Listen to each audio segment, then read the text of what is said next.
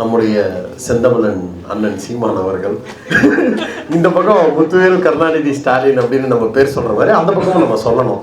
யாக்கோவின் பேரன், செபாஸ்டியனின் மகன் செபாஸ்டியன் சைமன் அவர்கள் தான் இந்த நிகழ்ச்சிக்கு பெரும் காரணமாக இருந்திருந்தார். பெரியார் எனும் பெருநெருப்பு குறித்து நாம் இன்னும் இந்த சமூகத்தில் உரையாடுவதற்கு தேவையான ஒரு வலிமையான காரணத்தை முன்வைத்திருந்த சங்கி சீமான் அவர்களுக்கு மிகப்பெரிய நன்றியை தெரிவித்துக் கொள்கிறோம்.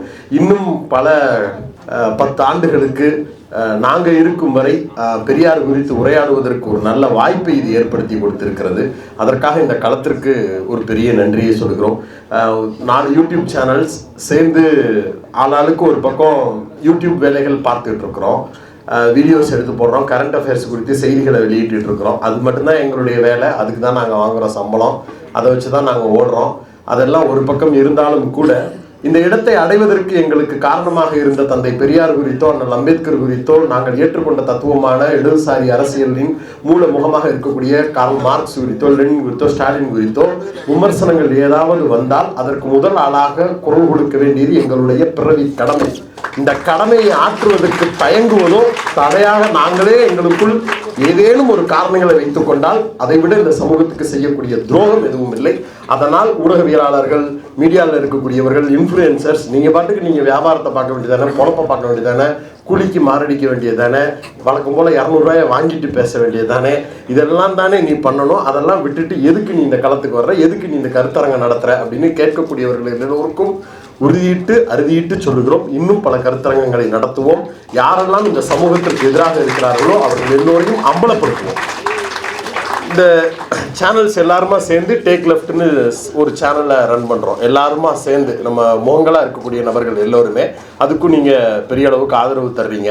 இப்போ நம்ம எல்லாருடைய உழைப்பின் பலனா சின்ன மெர்ச்சன்டைஸ் மாதிரி சின்ன சின்ன வேலைகள் செய்யலாம். பெரியார் குறித்து, அம்பேத்கர் குறித்து, மார்க்ஸ் குறித்து அல்லது ஒவ்வொரு தத்துவங்கள் குறித்தான தலைவர்கள் குறித்தான சில பொருட்களை நாம் நம்மளே கிரியேட்டிவாக ஏதாவது ஒர்க் பண்ணி அடுத்த தலைமுறை இளைஞர்கள் என்னென்ன விஷயங்கள்லாம் அதை ட்ரெண்ட் பண்ணணும்னு நினைப்பாங்களோ அந்த மாதிரியான விஷயங்களை அதை செய்யலாம் அப்படின்னு ஒரு ஏற்பாடு. அதன் அடிப்படையில் தான் இந்த ஃபோட்டோ ஃப்ரேம்ஸ் 2மே நாம் பண்ண டிசைன் தான்.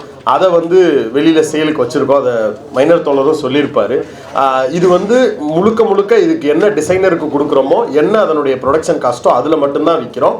கூடுதல் லாபத்தோடு இது விற்கப்படவில்லை, அதை உறுதியாக சொல்கிறோம். இது ஏன் செய்கிறோம் அப்படின்னா, இது எல்லாருடைய வீடுகளிலும் புகைப்படங்களாக மாற்றப்பட வேண்டும். கொடுக்கக்கூடிய நினைவு, நீங்கள் ஏதாவது ஒரு திருமணங்களுக்கோ ஏதாவது ஒரு வேலைகளுக்கோ ஏதோ ஒரு வாழ்த்து ஒருத்தங்களுக்கு கொடுக்கணும்னு போகும்போது என்ன அன்பளிப்பு கொடுக்கறதுன்னு தெரியாமல் தயங்குவது இங்கே இருக்கக்கூடிய முற்போக்காளர்களுக்கு ஒரு பெரிய பிரச்சனை. நாம் போகிறது ஒரு சாதி மறுப்பு திருமணம், அதுவும் சும்மா ஒரு 10க்கு 10 ரூமில் அப்படி நடக்கும். அதுக்கு பெரிய பொருட்செலவுலாம் இருக்காது, சாப்பாடு செலவு இருக்கும். அதையே நம்ம ஆளும் பேருமா ஒரு 100-200 போட்டு கொடுத்துருவோம். ஆனால் அன்பளிப்பாக என்னடா கொடுக்குறது அப்படின்னு தெரியாமல் முழிக்கிறப்ப இந்த மாதிரியான அன்பளிப்புகளை கொடுக்கறதுக்கு ஏன்னா நான் அனுபவத்தில் சொல்கிறேன், நான்லாம் அப்படி கிஃப்ட் கொடுக்கறதுக்கு ஏதாவது வாங்கணும்னா இப்படி தான் தேடி வாங்குவேன்.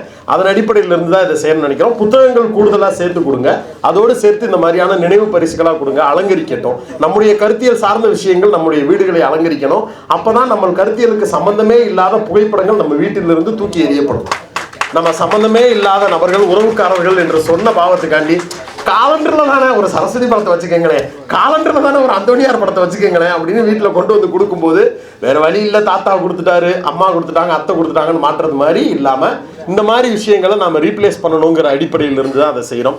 இந்த நிகழ்ச்சியை ஏற்பாடு செய்த உடனே இது குறித்து தலைப்புகள் குறித்தெல்லாம் விவாதிக்கப்பட்டு ஒவ்வொருத்தவங்களும் சிறப்பு அழைப்பாளர்களாக யாரெல்லாம் அழைக்கலாம் அப்படின்னு பேசப்பட்டது. அதன் அடிப்படையில் ஒரு இஸ்லாமியர்கள் குறித்து இப்போ புதுசாக பாசம் பறந்துருக்கு அண்ணன் சீமானுக்கு.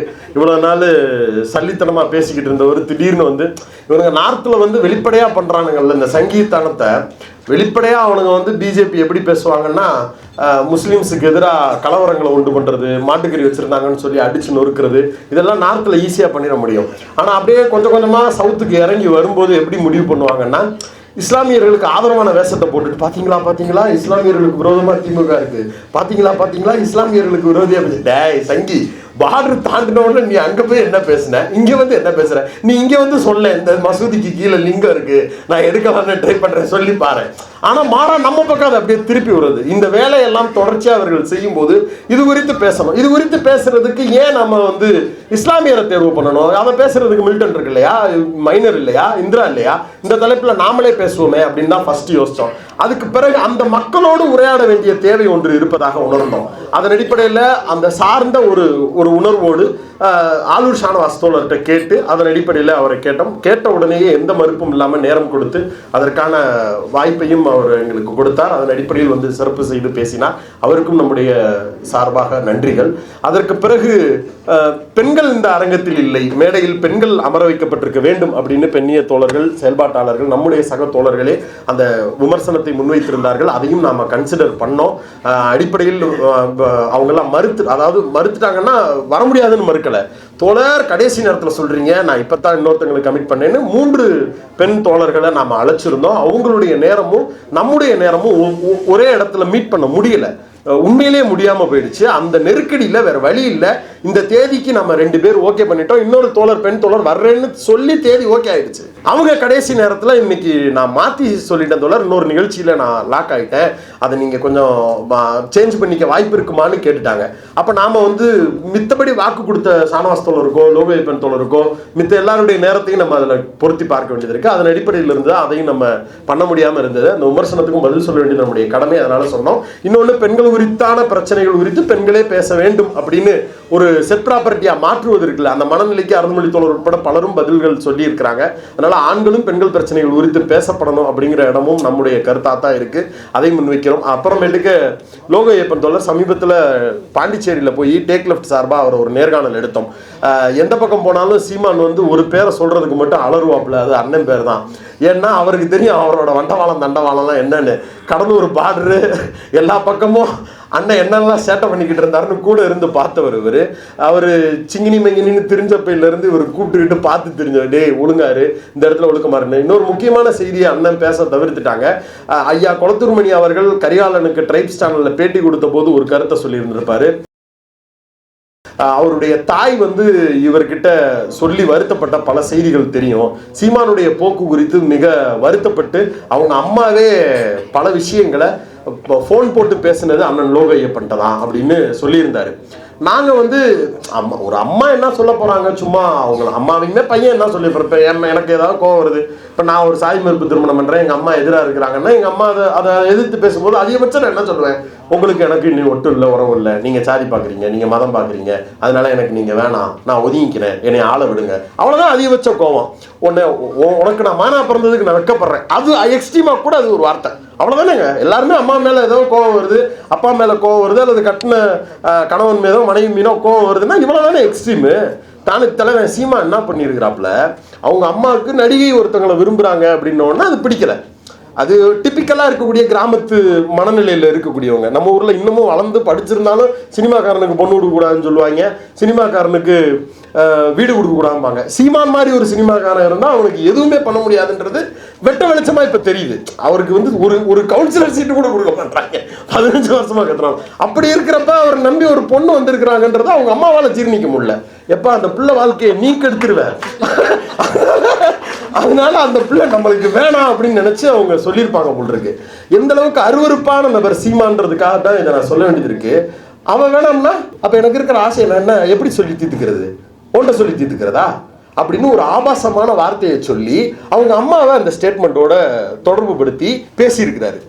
இதை நாம வந்து ஆதாரம் இல்லாம சொல்ல முடியாதுல்ல. நான் ஆதாரத்தை வச்சுட்டு தான் சொல்றேன். தோழர் நம்மளுக்கு கொடுத்த பேட்டியிலே அந்த ஜேம்ஸ் பீட்டர் அவர் யாருன்னா சீமான் அவர்களுடைய தம்பி.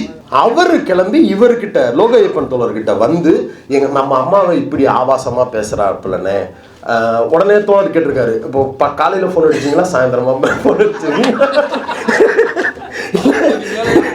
6 மணிக்கு மேலேயா 6 மணிக்கு கீழேயா? இப்போ அது வலிக்குது. அதை நகைச்சுவையாக சொல்லி கடந்து போகலான்னு நினைச்சு அதை சொல்றேன்.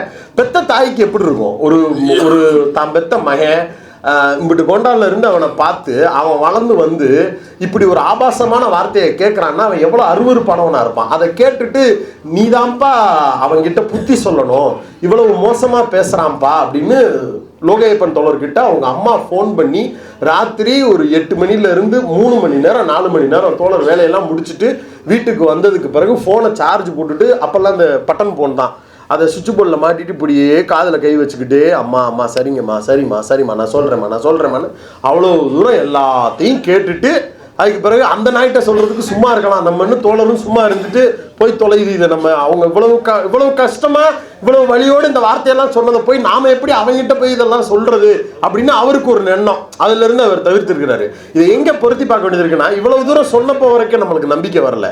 எப்ப இந்த பெரியார் பெற்ற தாயோடும் பெண்களோடும் உறவு வைத்துக் கொள்ளலாம்னு சொன்னாருன்னு என்னைக்கு சீமான் பேசினாப்லையோ அப்பவே எல்லாருக்கும் அந்த சந்தேகம் இந்த இடத்துல இருந்து தான் வந்திருக்கு. இவர்கள் கூட பழகியவர்கள் பெற்ற தாய் குறித்து எந்த மனநிலையில் இருக்கக்கூடிய ஒரு கேவலமான புத்தி உள்ளவன் இந்த ஸ்டேட்மெண்ட் அவங்க அம்மாட்டே பேசியிருப்பான்.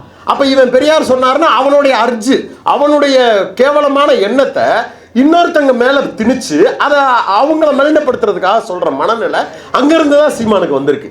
இப்படி பல செய்திகளை கூடுதலாக தெரிந்து வைத்திருக்கக்கூடிய நபர் விடுதலை புலிகளுடைய போராட்ட களத்திற்கு சென்று அங்கு நவம் தோழருடைய பெயர்ல அங்க ஒரு அமைப்பே நடத்துறாங்க.